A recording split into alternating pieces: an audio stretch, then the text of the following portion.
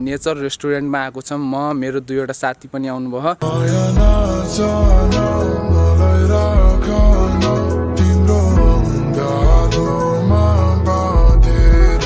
Okay यही नै हो लाइफ ओके जिम। हजुर मेरो अगाडि हेर्न सक्नुहुन्छ एकदम दामी छ। यहाँको कहाँ जानुभयो हजुर? हो जिम जोइन गर्ने भनेको हजुर।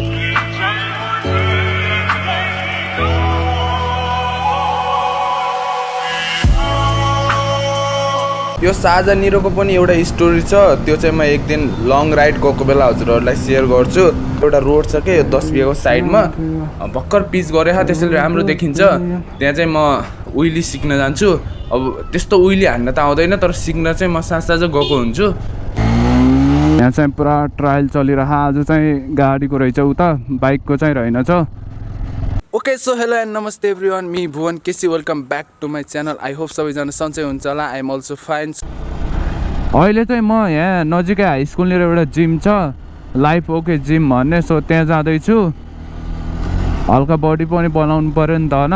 म यत्तिकै गइरहेको छु अहिले चाहिँ, जस्ट सोध्नलाई के मतलब के छ, फी कति छ, अनि डाइटहरू कस्तो टाइपको छ, अनि कस्तो छ भित्र, त्यही एकछिन चेक गर्नलाई जाँदैछु। राम्रो भएपछि जोइन गर्छु। त्यही नै हो। कोहलपुरमा चाहिँ दुईवटा छ कि तीनवटासम्म छ जिम चाहिँ। एउटा मेरो घरको नजिकै छ तर मलाई त्यो त्यति ठिक लाग्दैन, त्यसैले म चाहिँ अहिले भर्खर रिसेन्टली खुलेको एउटा लाइफ ओके जिम भन्ने छ कि, सो त्यो चाहिँ अलि राम्रो लागिरह मलाई। सो गएर त्यहाँ चेक गरौँ। आजको मौसम क्या दामी छ, कस्तो हावा लागिरह।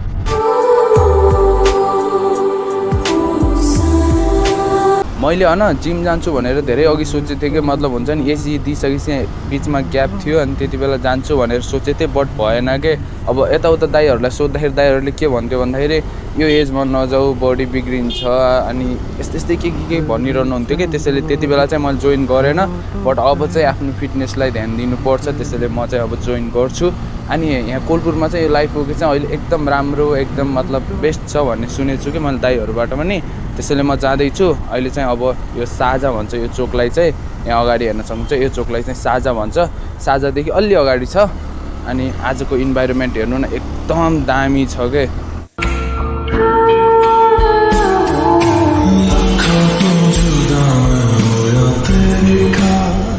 अनि कोहलपुरदेखि नेपालगञ्ज जाने रोड चाहिँ एकदम दामीकै कन्डिसनमा छ, त्यस्तो खाल्डाखुल्डी भन्ने छैन। अनि जाँदाखेरि पनि एकदम कम्फर्टेबल छ।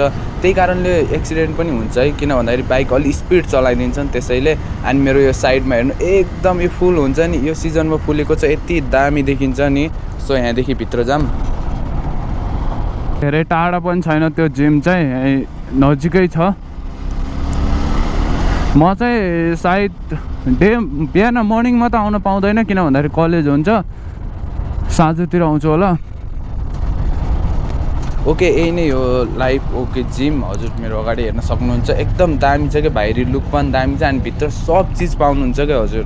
मतलब त्यो हुन्छ नि जिम गर्नको लागि सब चिज, मतलब डाइट पनि त्यो एकदम बेस्ट हुन्छ। अनि त्यहाँदेखि दाइहरूले पनि एकदम सिकाउनुहुन्छ क्या। सो भित्र जाऊँ है। कोही छैन त।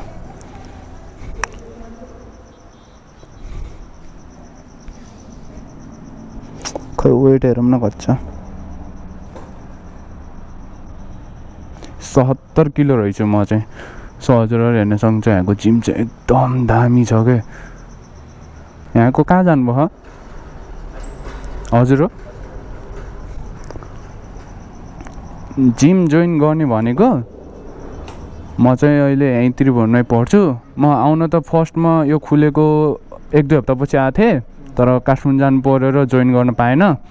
त्यही भएर अब यतै बस्छु। घर चाहिँ यहीँ गोलपार्कनिर हो, त्यसैले जोइन गर्ने भनेको। के साँझतिर हुन्छ, बिहान चाहिँ कलेज हुन्छ 4 बजीदेखि। हजुर हजुर हजुरहरू ट्रेन गर्नुहुन्छ? हजुर त्यसो भए 4 बजी आजैबाट जोइन गर्नु मिल्छ?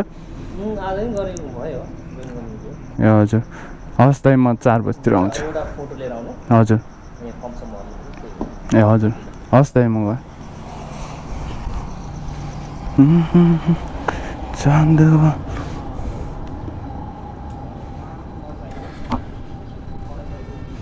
सोध्ने के गर्ने कसरी गर्ने हजुर सोध्नु चाहिँ पर्यो है सोधेर इच्छा गर्ने आफूले मन नगर्ने जे पनि हजुर कतिले गर्छन् त्यो नगर्ने सोधेर गर्दा धेरै राम्रो हजुर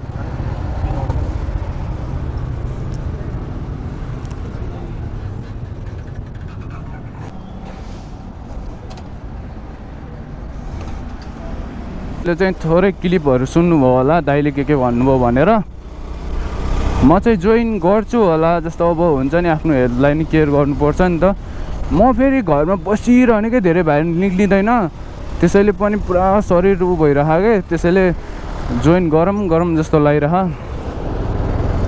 भन्दा नि म जोइन गर्छु होला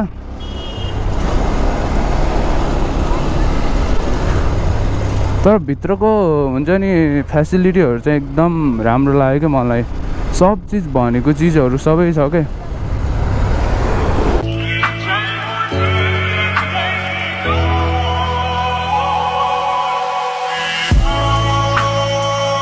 यो साझा निरोको पनि एउटा स्टोरी छ त्यो चाहिँ म एक दिन लङ राइड गएको बेला हजुरहरूलाई सेयर गर्छु कलेजबाट आउँदाखेरि के भएको थियो सो त्यो चाहिँ पछि कुरा गर्छु अहिले चाहिँ अब अहिले घर जानु चाहिँ त्यति मन लागेन त्यसैले अहिले चाहिँ म अब यहाँ एनटिभीदेखि भित्र जान्छु अनि एनटिभी हुँदै एउटा रोड छ के 10 बिघाको साइडमा भर्खर पिच गरेको त्यसेले राम्रो देखिन्छ त्यहाँ चाहिँ म उइली सिक्न जान्छु अब त्यस्तो उइली हान्न त आउँदैन तर सिक्न चाहिँ म साँझ गएको हुन्छु सो त्यहाँ जाम आज चाहिँ मौसम एकदम दामी छ क्या त्यस्तो गर्मी भन्नु नि छैन होइन एकदम बवाल लाग्यो मलाई चाहिँ मुझको ये क्या हुआ है मुझको क्या हुआ है क्यों मैं खो गया मैले यहाँ उइली सिक्न चाहिँ धेरै ट्राई गरेको तर सकेन क्या मैले उइली सिक्न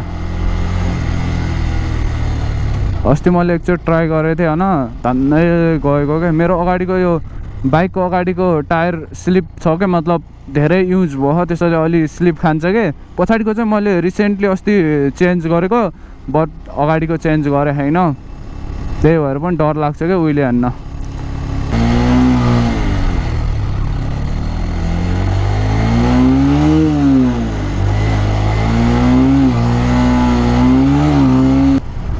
म चाहिँ अब त्यस्तो घुम्ने ठाउँ छैन नि त त्यसैले चाहिँ यत्तिकै आज कोहलपुरको यता के भन्छ यसलाई 13 बिघा भन्छ यता चाहिँ ग्याम हुन्छ होइन त्यो हुन्छ नि के अरे ग्यामहरू हुन्छ क्या स्कुलहरूको त्यो उताको ग्राउन्डमा चाहिँ सो अहिले चाहिँ हामी अगाडि जाँदैछौँ यहाँ अगाडि ओए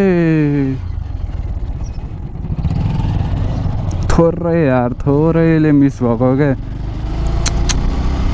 द्याट्स नट फेयर अनि कोहलपुरको चाहिँ हामीले ट्रायल यहाँ अगाडि दिनुपर्छ यो खोलिदिन्न क्या ट्रायल दिने हुन्छ नि प्र्याक्टिस गर्नलाई पनि ठाउँ नै छैन क्या यहाँ साइडमा हेर्न सक्नुहुन्छ आज नि ट्रायल चलिरहेको यता सो उता हेर्न सक्नुहुन्छ त्यहाँ चाहिँ ट्रायल चलिरह कस्तो लेट भइदिने क्या जस्तो हजुरले फर्म भर्नुभएको छ भने 2 महिना 3 महिना पछि चाहिँ लिखित हुन्छ होइन लिखित भएपछि चाहिँ 4 महिना कम्तीमा 4 महिना लाग्छ हजुरको ट्रायल आउन के अब यो बात छुट्टै छ कि हजुरले अब पैसा खुवाउनु भयो भने चाहिँ अब छिटै आउने होइन नेपालको सिस्टम त्यही त हो पैसा खुवाउनु भयो भने छिटै आउँछ नत्र त्यही त हो 4 महिना पछि आउँछ यहाँ चाहिँ गोर्खा बोर्डिङ छ कोहलपुरको मतलब अलि हुन्छ नि मान्ने टाइपको बोर्डिङ हो क्या यो चाहिँ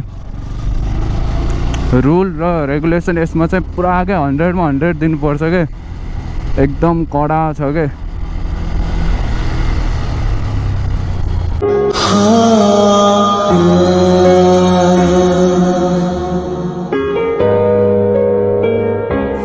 यहाँ चाहिँ पुरा ट्रायल चलिरह आज चाहिँ गाडीको रहेछ उता बाइकको चाहिँ रहेनछ ओके अहिले चाहिँ म घर आइसकेँ मैले अगाडि हल्का अगाडितिरको ब्लग धेरै बनाएन अनि अब चाहिँ एकछिन पछि नेचर रेस्टुरेन्टमा जाने भनिरहेको साथीहरूले हजुरहरूलाई म अब एकैछिन पछि भेट्छु हामी चाहिँ सायद सिधै नेचर रेस्टुरेन्टमै भेट्छु मलाई किन भन्दाखेरि यतातिरको ब्लगहरू धेरै आइसके नेचर रेस्टुरेन्ट पनि यहीँ नजिकै छ त्यसैले बाइकमा यता भित्र राखेर हजुरलाई अब सिधै नेचर रेस्टुरेन्टमा भेट्छु है।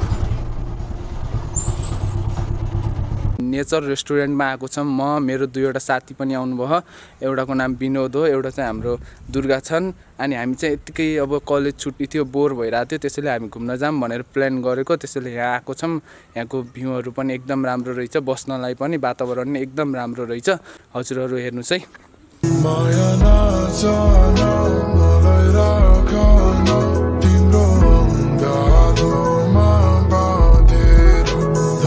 ओके, अहिले चाहिँ हामीले नास्ता खाइसक्यौँ। मेरो पछाडि साथी हेर्न सक्नुहुन्छ, दुर्गा र विनोद छन्। सो हामीले नास्ता पनि खायौँ अनि राम्रो रहेछ कि मतलब शान्त वातावरण छ। अनि अहिले चाहिँ मैले आज चाहिँ भ्लग चाहिँ क्यामेरादेखि गरिरहेको छु। यो चाहिँ मेरो साथीको क्यामेरा हो। कस्तो आउँछ अब एड फ्युचर म पनि लिन सक्छु के, यदि राम्रो क्वालिटी राम्रो मिल्यो भने। सो अब हेरौँ कस्तो आउँछ, हजुरहरू पनि भन्नु होला कस्तो बन्छ क्यामेरा र मोबाइलमा कति फरक हुन्छ भनेर। त्यही हो। अनि यहाँको चाहिँ एकदम राम्रो रहेछ। अनि हामी साथी चाहिँ आज यत्तिकै भेटेको। अनि हामी चाहिँ कर्णाली जाने प्लान बनाइरहेको छौँ। अब 1-2 दिनमा जान्छौँ होला, त्यही हो। सो अब चाहिँ हामी यहाँदेखि जान्छौँ है।